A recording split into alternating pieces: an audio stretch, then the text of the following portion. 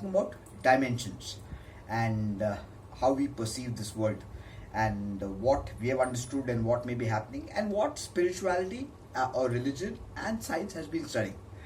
Now, what we see, what we hear, and everything we smell are limited. I don't want to get into specifics. You can Google all that information, how it's all limited.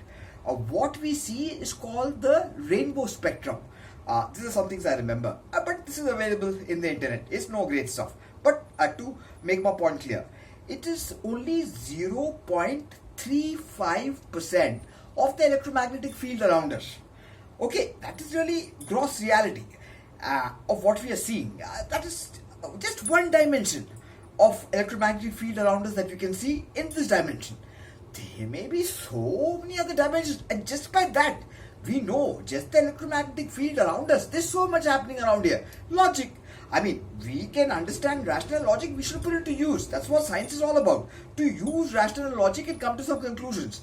And then spirituality and meditation is to go beyond and intuition. That's where you come into concepts of angels and all that stuff. And it's a fact. There's a lot happening here right now that we cannot see. But it's happening right even around me. There's a lot happening, but our eyes can't perceive it. Because we can only perceive this dimension. And people who get stuck in just this dimension as reality are really no better than monkeys. There is no doubt about it. They're in the total gross reality.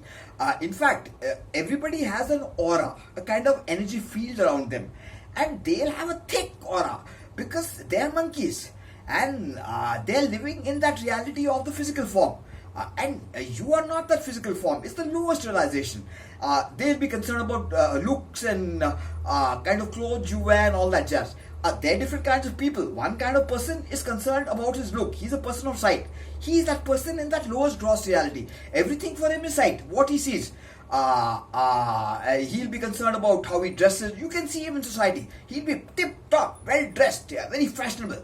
Miss World, Mr. Universe, all that jazz. The model, all that jazz. He's very tip-top because he is a sight person. He's controlled by sight. He is really not, let's not generalize. There may be brilliant guys there as well.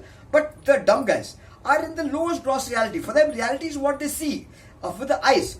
But we know now, that is where comes in Shiva's third eye, the Tirthankara from Jainism, who's crossed the duality of what the eye sees. And we can see only a certain level. It is, common sense. You will also understand that. We can only see a certain level. Now, talking of that is gross reality. That is the person of the sight who sees everything in sight, the lowest reality, gross reality. He is very uninteresting. Even his knowledge will be uninteresting because you can just make out he is blind. There's no point even talking to him. And by the time you reach my age, 59, 60, you have met enough people in the world. And you have no time for monkeys. If you want to meet somebody, it's got to be something special. Even if he's one of those guys. Like I have fitness coaches. They may be in that reality because they're into heavy fitness body and all, but I have something to learn from them. That is worth it. Your only meeting should be with somebody you can learn something from. The people in supple reality who are over the physical form realize you're not the body, you're something beyond it. And they are in supple and causal reality. Supple reality is thoughts, emotion, feelings. Those are people of thinking. Now, those people also you will see in society, they are the thinkers. They may not be bothered about how they look. They may roam around in chappals and all that just because they're not sight people. They don't care how they look. They're thinking. They are thinkers. And there are different ways to communicate with these different kind of people. Now, with a sight person, everything you should talk about sight. Oh, Shushmita Sen, wow man, I loved what she was wearing. He'll connect with that because he's also looking only at things.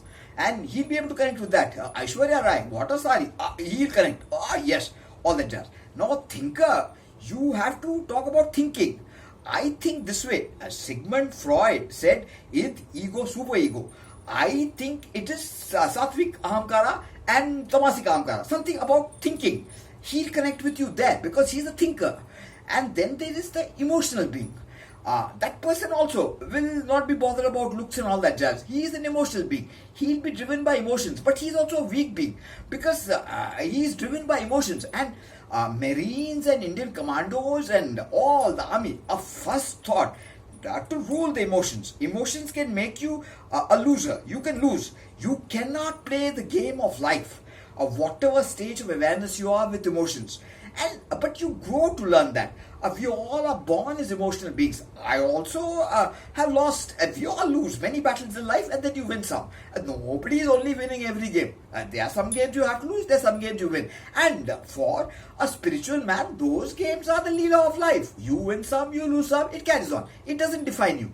I have seen some people, because I am the arts, and this winning, losing a big thing in the arts, who define themselves by that. I don't want to take names. And they start dressing up like monkeys and roaming around in that side perspective of superstars and all that jazz. I find them like clowns. What has this chap gone wrong? He's not that at all. But I'm not in his shoes, so I shouldn't judge. Sorry, Lord. I can understand. I'm no one to judge somebody else in somebody else's position of how he's dealing with life. But that's how I see it. He's got fascinated by the sight of how to dress and all that jazz. A real thinker. I have seen there's David Gilmour. He's a Pink Floyd guitar player. Then I've seen Paul McCartney and some of the Western superstars. Bob Dylan. There was an episode in a New York subway. They found a guy roaming around smoking, a very ordinary guy, smoking and looking very suspicious. So the police went and the society people complained to the police. There's a suspicious guy in a locality just smoking, roaming around. He looks like a tramp. Please find out who he is. They went and arrested this guy and took him to the police station for questioning. When they questioned him, he turned out to be Bob Dylan, the English Nobel laureate. And he said, I just like to roam around like the common person because I identify as a common person. I don't like to roam around like any great guy because I know I'm not the body and I'm just a simple person. I'm just like any other ordinary person one. Whatever I write, those I don't know where it comes from. And in fact, when anybody meets me at Bob Dylan, I quickly put on my dark glasses or I ignore them because I realize they're meeting the wrong person. I'm not that at all. I'm not Bob Dylan. I don't know who that person is. That is one character from super consciousness. It is not me. I am just a monkey. I do my thing and I'm that common person. Now, all great guys, even Paul McCartney, David Gilmour, take Indian superstars, some of them. I can't take names. I don't know who, can't think of who comes to mind. I'm sure they are. Who roam around like very common people. They don't roam around like stars and all because that is for a film or that is for what they're playing. They play the hero. But in real life, they're hero. But they're different kind of personalities. Like we take Shah Rukh Khan. Now, he's a hero personality. His personality itself is hero. So he goes to Google office and he play the hero. This, that, everything is a hero personality. Because he's a hero by personality. And then there are joker personalities. Then there are explorer personalities. Then there are villain personalities. Then there are all kinds of personalities. This Carl Jung explains archetype personalities. I have analyzed myself because my whole thing is about studying myself, and that is what every man should do. Figure out who you are. Forget about who somebody else is. We can use them as examples. I also have a hero streak in me. Sometimes I like to play the hero, but I'm a mix of a hero, a joker, and a sage. Dangerous combination. The other guy like this was Osho. Crazy, dangerous. But I'm not Osho. No way, that is not at all. As Osho said, don't try to figure me out, figure yourself out. I learned from that. Yes, I figured myself out. I'm something else. That's all. That's something different. But I like this whole thing about this one supreme energy. And I've experienced that. You believe it or not, I don't know. Because all this talking, come on. Some of you guys know me. And you've met me, and we've smoked ganja, we've had drunks, and you've seen what a monkey I am. I become a complete clown. Is this that person? No, it is not. So I don't know where this is coming from. I really don't know. And I don't know who's directing this show for me to even fucking crazy. Really crazy. So, just trying to tell you that perspective. So, dimensions. Now, string theory says there are 11 dimensions of the universe, and all run in cosmic energy of music. That's string theory. These are all theories. Stephen Hawking wrote a book called The Theory of Everything. And what he said, everything in the universe that we understand, and we are in the Milky Way galaxy. In the Milky Way galaxy itself, there are so many planets with possibility of life. So many. In thousands or more, much more than thousands. And that is Milky Way galaxy. And there are millions of galaxies. It's mind-boggling. But the thing is, it all does not exist without the observer. It starts with you, again, center. You are creating all that. with your observation or participation. That's what they call the participator. Not you, the ego. That's the lowest identity. That I said is a gross reality. The monkey who sees everything by sight. Not that fellow. That fuck was the clown. When you get into higher realization, the subtle reality, the causal reality, the being beyond the physical form, that is running everything else. It is everywhere. But that is creating everything. Your deepest being, nothing, zero. That is creating everything. And what I think, I perceive, how many ever births you have, how many ever heavens you go, here, there, you will have to realize that thing, that it's all deepest inside you, and that is nothing. And I think that is heaven. I don't know. Please. This is just a perception. Because you can go to any world. Now, we don't know. In this world, the Quran says the Lord only gave us love. And there are much more beautiful things ahead. So we don't know. But you come to a point where you are not. The senses, take our senses. They're so limited. And all their experiences are all limited. And they comes to a point. You get fed up of them. Say, Brahmacharya. That is a big thing in Hinduism. Now, I liked Osho's perspective to it. He said, till you don't get over your fascination for women, have as much sex as you like, then take the path of brahmacharya. So, and even if you fascinate about a woman, you're not a brahmacharya. He's talking like Jesus, because Jesus said, even the thought is as good as the deed. So, I am not a brahmacharya, because I do fantasize about women. But I'm not interested in just casual sex. It's got to be something deep and special. You meet somebody in that special plane where you connect in some deeply, then it's a connection of the soul. It's in eternity. And those are special. Before my one special relationship, I've had a lot of those relationships in the gross reality of beautiful women and all that. And they're boring. There's no orgasm. And we know the deeply spiritual people have the most beautiful orgasm because it's something else. It is in the plane of love. It's very special. Where I got carried away. Anyway, come back to dimensions. So, string theory says 11 dimensions. Now, Stephen Hawking says everything we know, all the theories that anybody has put down are based on principles we understand of how the universe functions. Everything is run on some principles. There is nothing happening by chance. Even there is a theory that this universe comes by chance. But they're all theories. But what he says, nobody knows who put those principles in place. Nobody knows. How does gravity happen? Why is that principle in place? We don't know. That is the mystery. That is that supreme. He is completely divine. Oh, Jesus Christ. Oh, Shiva. Oh, Krishna. Oh, Allah. Completely brilliant. I mean, different names and all that, different theories, but that is where science gets defeated completely. That there is something beyond it. Now, a quantum physics commented, when you study classical physics, you may become an atheist. But at the bottom of quantum physics, God is waiting for you there. Just island on that. This is just one dimension. There are so many. So much happening here and there. This is only 0.035% of the electromagnetic field around us. So whenever you see something, remember, there's a lot happening beyond the physical form around. And the physical form that we all deal with is most people who live in that form and that reality are monkeys. That's all I'm trying to get across. There are how many dimensions, how many universes possible, how many things, unbelievable, mind-boggling. That's when the Supreme becomes very special.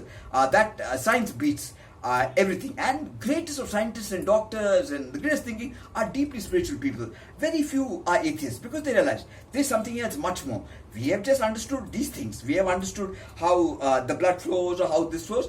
We don't know what is the energy running it. Or there are things which are unbelievable, undefinable.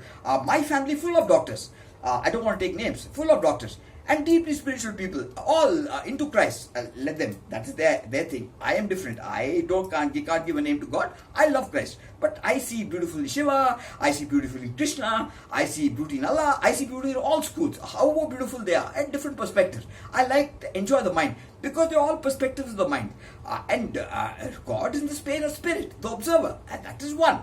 The witness. So you can enjoy the mind. There is no conflict. I see no conflict. It's beauty. What a theory. What a theory. What a realization. What a beauty. They're all different realizations. Take Krishna. He is the only realization who's for life. His whole thing is party, dance, sing, love. But Krishna is supposed to be a flirt. He had 16,000 gopis. Okay, so some people have told me, Krishna, he was just flirting with girls. Now look at Krishna. Yes, he had gopis, but in when the Kauravas were stripping Draupadi, Krishna comes and covers her with a cloth. So see the beauty of Krishna. He's a paradox. He respects women. He's not one of those whore fuckers. He's something very divine. He enjoys the beauty of love and the beauty of women. So see the beauty of it. Then there is Rama. Take him. That's why Hindu philosophy, India, one of the ancient cultures, spiritually one of the oldest nations. Rama's devotee is Hanuman. Now you will never see a Rama devotee who's dancing and singing and all that. Ram will be very serious. Because for him, life is serious business and work. He is not going to be dancing around like a Mirabai, like a Krishna devotee. Krishna devotee will be dancing and singing. Like that, all aspects of the Hindu Brahman. Brahman is one, but different aspects of him. You cannot say God only appeared as one avatar, as only Jesus. There's bound to be other places where he's appeared in different forms. That is my rational logic. Please believe what your mind. I don't want to conflict with you. You believe what and be happy with what you are. I'm happy with my realization. I'm just sharing that with you. And I have the freedom to do that. I'm sure you agree. I'm sure. And they're beautiful experiences. Muhammad's, of course, was you cannot be God. But his was Advaita realization, Madhva, that he's separate, I am spared. But he realized there's some energy, even that he was getting from that supreme energy. But you see, you cannot be that. That was his realization. That in Hindu philosophy is Madhva, Dvaita. Hindu philosophy covers everything. So the beauty of that is something else. And anybody studies, comes to that, he will come to that. There's something else here, man. Completely crazy. And when you study these dimensions and all, it becomes even more crazy. We are pretty, in our senses, just no better than monkeys. People who look at the world with just these senses as reality is known as naive realism. It is complete bullshit. So, I'll end with that. Cheers. God bless. Take care. Oh, I'll play a small piece. But this is a lovely pandrum, my most expensive pandrum that I have. I love this instrument. It's used in Buddhist monasteries for meditation. It really comes down from Africa, from the slave culture, when they were trying to get people together and apartheid time and all that jazz. But it is now today used in Buddhist monasteries and all that jazz. They are much more expensive, but this is what I could afford. I just stopped talking. Some music.